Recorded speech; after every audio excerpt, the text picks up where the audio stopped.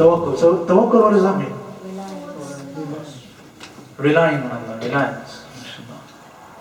So like this is a little bit different of an energy to taqwa. Taqwa is kind of when we're trying to control ourselves. And tawakkul is a very different energy. It's when we're trusting Allah. It gives you the ability to actually try. To understand tawakkul, one of the things which boosts our tawakkul, which gets your tawakkul to really make sense, is the ability to have gratitude. It's the ability to be able to be grateful. So when we're able to look at the things Allah has given us, so for example, imagine Allah has given us a car, and then the car gets a puncture. So when we get the puncture, we're all really depressed. Oh my God, my car's got a puncture. But remember the fact that Allah's given you a car.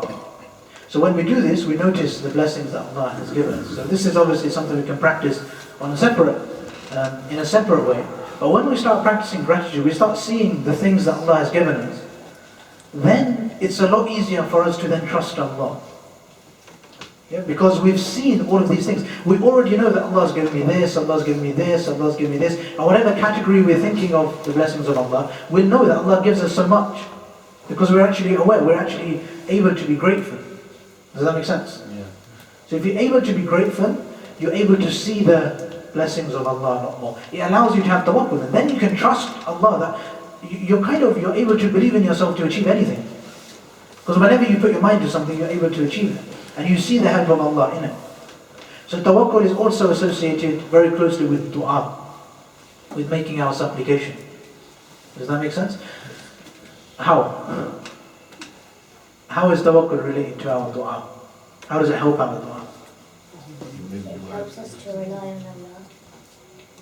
So tawakkul, what is tawakkul again? To rely on Allah, trust Allah, know that Allah's got your back, He's going to help you. Yeah? So regardless of what you do, however hard it is, you're happy to take the risk. You know it's going to work. That's the feeling that taqwa creates within us, that we know this is going to be good for us.